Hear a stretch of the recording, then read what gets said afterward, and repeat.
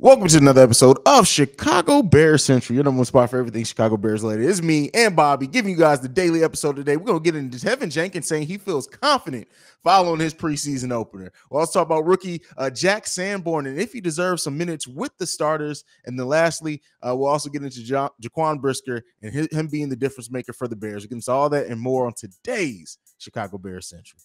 Let's go. You are now tuned in to Chicago Bears Central, your number one place for all Chicago Bears news and content. So, bro, Teven Jenkins, me, you, C-Dub, we were really hard on Teven Jenkins, man. I think deservedly so. We even had somebody in the comments like, you guys are the only ones that I heard talk negative about Jenkins. Bro, he didn't look good to me. He didn't look good. I mean, that's just me. Yeah, so, I can only be honest with what I feel about players here. That's one of the things that I try to do. I'm always trying to be honest about my opinion on people. That way it always stays the same because I'm honest with where I am at that time. But Jenkins has said that he feels confident. Right now, I'm going to read a couple of quotes from him. Everything right now is pointing up for me, and I love it. I'm feeling good. I'm looking forward to playing against the Seahawks on Thursday so I can show out and make sure I can still play this game at a high level. The still word there is just throwing me for a loop. Like, have you played out? Never mind. Let me stop. Just being able to come back out there to the game again and feel my body to be at 100% was great. I was staring at the scoreboard as time was running out, and I had to bring myself back down to earth because I'm like, I'm still here. I'm still doing this. My body is 100%. Bro, what do you make of the confidence? I will say this. I want confidence from every player, whether you're starting or whatnot. What do you think about the confidence from Teven Jenkins following the first preseason? Good to have it, my brother. Good to have it. Last week, a few days ago, I gave you the dud. Well, but you can still bounce back from that. You know what I'm saying? Yeah. And like I said, it ain't nothing wrong with being a solid second stringer. If you can go ahead and be solid, be a star in your role, just be prepared, man. Just be ready. You never know if the coaching staff might be like, hey, this person on whoever this tackle spot, they ain't working out for us right now. We thought this person can make it. We're going to insert you in there. Let's see what you can do. So just get ready, stay confident, but also work on your game and put some good film out there. Put some good film out there because, you never know. It's the NFL. It's a contact sport. Anything can happen. So just be prepared. Like the confidence, though. For sure. Now, today in practice, he actually practiced at some right guard. And so Luke Getsy actually spoke about it, too. He says, we want to try and see what that looks like. And just, we've known that they've been moving a lot of players around. What do you think about Teven Jenkins if he is able to flex between being the backup guard and tackle? And then, if he's able to do both of those, he can still very well have an impact being a bench player. He does need to, improve on some things. What do you think about Jenkins being tried at that right guard position in practice today? The same thing I said on one of the shows like a week or two back. I love a player that could be flexible. You could put him here, you could put him there. You know what I'm saying? It's the NFL. You never know what's going to happen. It's the same thing when I spoke on Kyler Gordon. Yeah, you want him to be the number 2, but if the matchup says, let's put him on the inside. Let's see what he can do against this tight end that's going off on us. You want to be able to move him and be like, we're going to shut that shit down. So in this regard right here, for him being able to, if he does well at the guard spot, somebody go down, you can insert him in there. You can say, hey, boom, let's do that. And then on the flip side, you never know what they might try to go into. Like if they're getting killed on the defensive end, you might need another lineman in there. So just be prepared. But I like it so far. I like to hear that. Yeah. I mean, listen, I'm not the biggest fan of Teven Jenkins, but I still, and I've said this the whole time, is that I do want to see his potential get a chance to develop here with the Chicago Bears, especially if he's playing well. And the thing is, like, with offensive linemen, being a bench offensive lineman, you still could play a nice number of snaps per season. And especially if you're able to flex between that tackle and guard position. So if they can develop Jenkins to be that, that's not I'm not, he was drafted in the second round. He had no control over that. Ryan Pace did that. But if he can come in and be a solid bench offensive lineman for the Bears and play the tackle and the guard and show some versatility there, I'm happy with that. I just want, when he's out there on the field, I want him to be able to perform and protect or do the proper things in the run game, whatever it takes. I just want to see him be able to do that. It's funny because as you start talking about linemen, like usually you're a good team when you focus this much on linemen, right? Like you usually just don't even think about linemen come in and out of the game. Sometimes you don't even focus who's out there. Yeah. But Jenkins does have eyes on him, and I do want to see him perform in that because there is potential there with Jenkins. There is, like, flat out. He's still young. He has great size. He's gotten the weight down. There's still a lot of potential with Teven Jenkins. So let's not give up on him quite yet, and let's see what he can give us, man. Fair enough. Fair enough. All right, let's move on. We're going to go ahead and talk about the rookie Jack Sanborn, who really surprised all of us. Now, the question that I'm asking in this one that I want to talk about with you, bro, we've talked about how good he looked, the fact that he definitely needs to make the team, but let's take this a step above. As long as what's going on with Jaquan Smith, do you think we need to see Jack Sanborn out there with the starters on the defensive end? What do you think about that? It wouldn't hurt. It's the preseason for a reason, goddamn. It wouldn't hurt. It's the preseason. You see what you got in your players that's trying to earn a spot or make the team. So why not? Jaquan Smith want to chill, laughing and kiki on the sideline. So put Sanborn in there, give him some tick because Jaquan gonna play the week. So put him in there and let him play the week. Because from what we seen, the man on special teams making tackles on the kick game and the punt game, and then while he was in there at the linebacker spot, the man was everywhere. You want somebody that can be everywhere. So if you got Sanborn that's everywhere, and then Brisker that's everywhere, god damn, that's gonna be a lot of hits. And the man was able to get some turnovers. Let's see if he can continue that trend. You want to see how good, and then you want to see how he responds to some adversity. Let him make mistakes and see how he bounced back. I don't think it'll hurt at all, bro. Give him some tick. Yeah. I mean, the thing is, like you said, it's preseason. This is what preseason is for. But the fact that, like, as long as he's producing, you get 5 tackles, 1 tackle for a loss. He forced 2 turnovers. Both those turnovers turned into points for the Chicago Bears. And one of the things that in what's going over with Roquan aside, we're the Chicago Bears. We seem to always be able to find linebackers. If Jack Sanborn turns into a line, but keep in mind, like, we're not saying he's going to turn into a star. We're not saying he's going to turn into one of the best line. Like, it's way too early to even try to have those conversations. But if you can find a starting linebacker for you, or even one who can play like nice for you off the bench, being undrafted, listen, I've said it before. This is going to be this offseason. Well, this draft specifically could turn into a really good draft for Ryan Poles as it continues to develop. But if you find talent like this undrafted, hey, man, listen, I'm all for it, man. I want to see him. I love the guys. Like, every quote that I see from him gives me more positivity. I'm going to read one real quick. This one was on Bears.com. He says, it's something we harp on all the time in practice. Takeaways are the name of the game here in the NFL. We got a takeaway, and then we got another one right after and kind of built some momentum. Man, listen. Shout out to Jack Sanborn, bro. Like, put that man in the starting lineup. Let him get a couple of snaps with the starters. That's all I'm saying. For real. Roquan, he want to kiki on the sideline. Let him kiki on the sideline. You know what I'm saying? We want him to get paid, but if he don't want to play, just let him kiki on the sideline. Put the young kid up in there, see what he can do, man. I wonder what type of pressure would that put on too. If like this isn't just a flash, right? Because Jack Sanborn can literally not do nothing else in the preseason and still end up being cut, and we'd be like, "Hey, man, we forgot about you. Remember that? You remember that rookie who had that really good game?" But if he turns into something and starts putting some pressure on it, where they're like, "Hey, man, listen, the Bears got this young linebacker who's actually looking pretty good for him. Hey, get that done, Roquan. But what was the deal you offered me again? Right? Oh, okay. Yeah, let's go.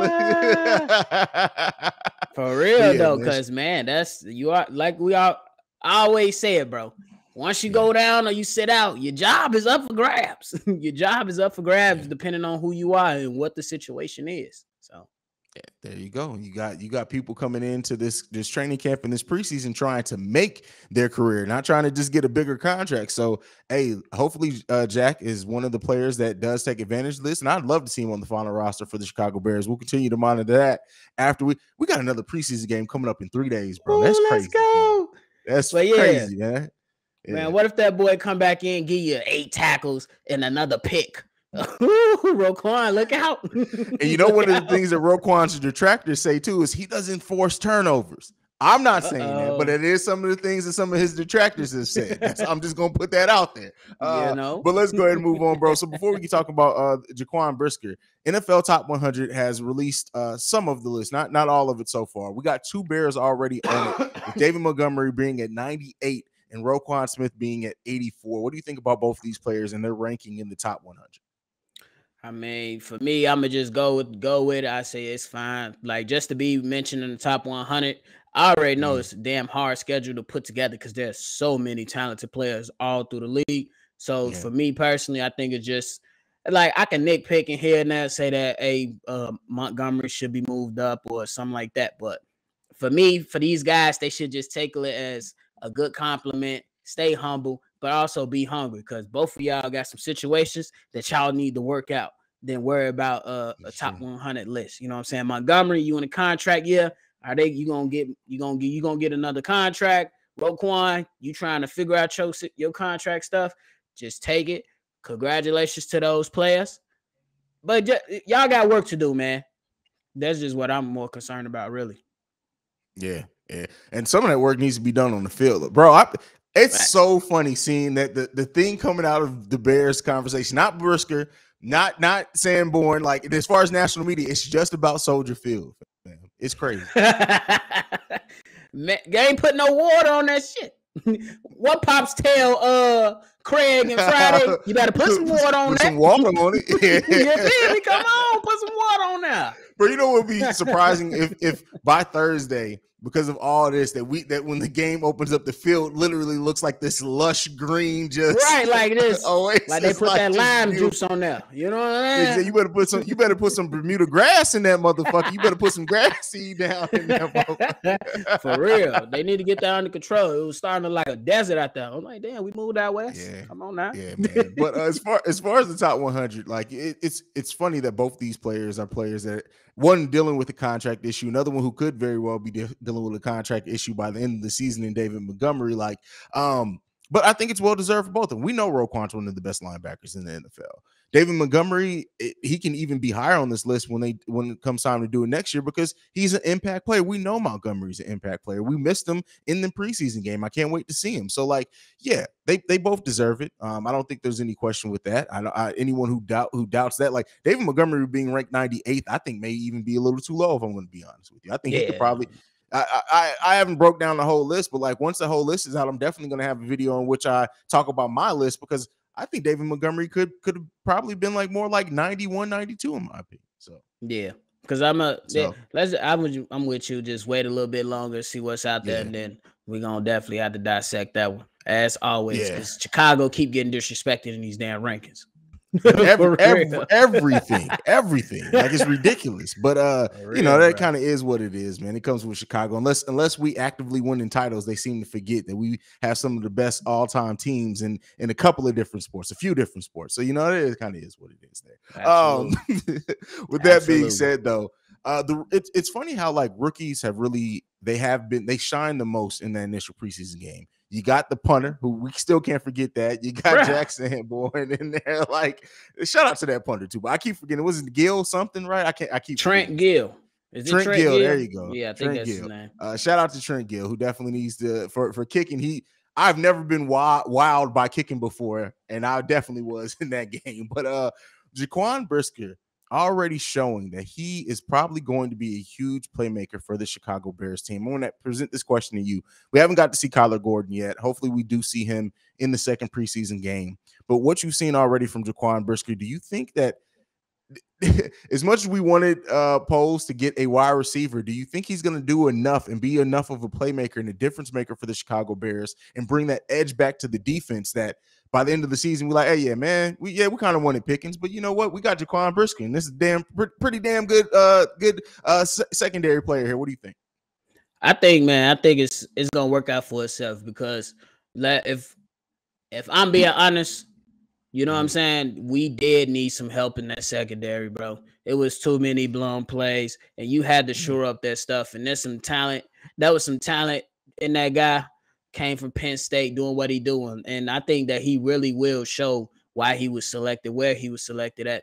And then I think that with the third round selection of Velus Jones, we ain't even seen what he gonna look like yet. I think we gonna be good. I just think that Poles was like, look, we need to shore up this secondary.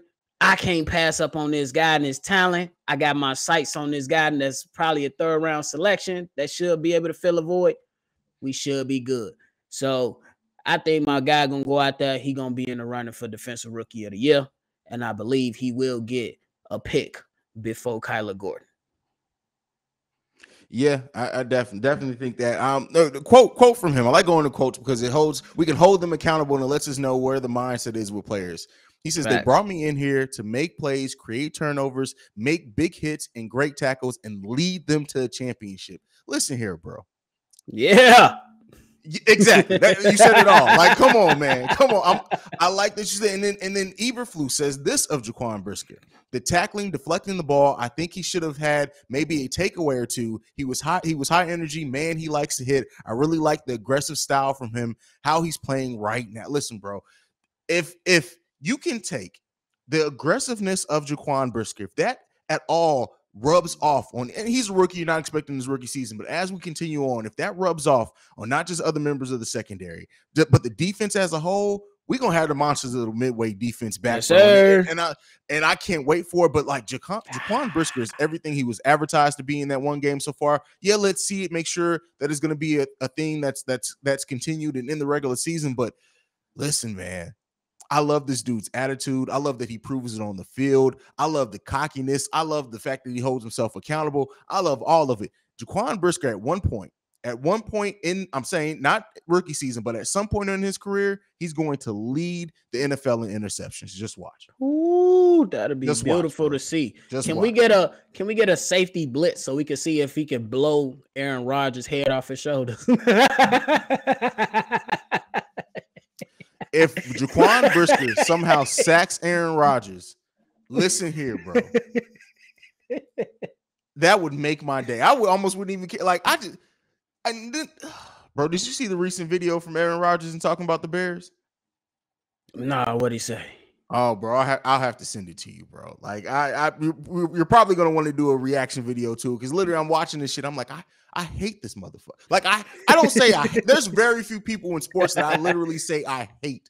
If I was walking by Aaron Rodgers in regular life, just somehow happenstance, I'm literally punching him and dealing with the consequences. Like that, the Bears fans are gonna bail me out. I'm punching the shit out of them. Olin Cruz gonna come bail you out. You're gonna be like, damn, Olin, I didn't know you was watching. Listen, I hate Aaron Rodgers. I respect what he is as a quarterback and as a player. True. But I hate him, bro. And it was all sealed on. I disliked him before. When he said he owns Soldiers Field, like at that point for me, it could have been on site, bro. Like that was the last final straw. It was I already didn't like you, mother. You know, like somebody you already don't like do something and because it's true, right? And that's the thing that pisses me off so much about it too, is that it's true in the sense I want to smack the shit out, open hand smack the shit out of Aaron Rodgers. Like it's so bad that on that safety blitz, man. If my kids went to school with Aaron Rodgers' kid, I tell my son, hey man, beat his son's ass, fam. Don't even worry. If you get suspended for a week, I'm not even mad at it. Just beat his son's ass. I just pay you some allowance. You good? Exactly. Just beat his son's ass. This is generational beef. We carrying this shit to the grave. Aaron Rodgers' whole family can get that work. Is all I'm saying. With that aside, man. I'm really excited to have Jaquan Brisker here. I love everything that I've seen from him, everything that he said. And then I think once we get Kyler Gordon in there as well, like has there ever been a time in your recent memory that you think that two rookies not only are going to start probably for the Chicago Bears, but they really are like the identity that we want the Bears to take, both these rookies? And if Jack Sanborn is this player for real, even if he's like 60% of it, this is the identity I want the Chicago Bears defense to have. Absolutely, but I can't, to answer your question, bro, I don't remember two rookies at the same time that you think about it. I know one of our historians in the comments going to be like, yeah, remember when we had this person and this person? I'm like, oh, damn. I've been a Bears fan since 1968, and you're wrong. There was two. So shout out. Hey, you get an early shout out because I know you out there and you going to comment some historical stuff that I'm like, damn, you right. We did do X, Y, and Z, but right now it's just not clicking. It's just not clicking right now. You know what I'm saying? So, yeah, man. And you know, as we got to get into the regular season, I'm trying not to do too much predicting on stuff. Like I'm really trying to take in this preseason for what it is. Let the actual season be what that turns into. But I'm early right now. Jaquan Brisker is definitely probably going to be in that defensive rookie of the year conversation. He's definitely, sir. Let's make it happen, my boy.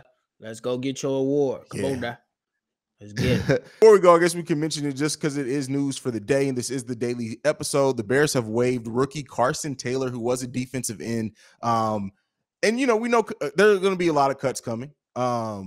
So, he played 12 snaps, did not register anything in the box score in that first preseason game. And I guess they probably looked at it and was like, hey, man, listen, get up out of here. So, I mean, there should be. So by tomorrow, they have to be down to 85 people on the roster. They're at 90 right now. So you expect a few more cuts. They're coming. Yeah, there's some more coming. So, yeah, I mean, it is what it is. It's expected. They're going to be cuts. Go ahead.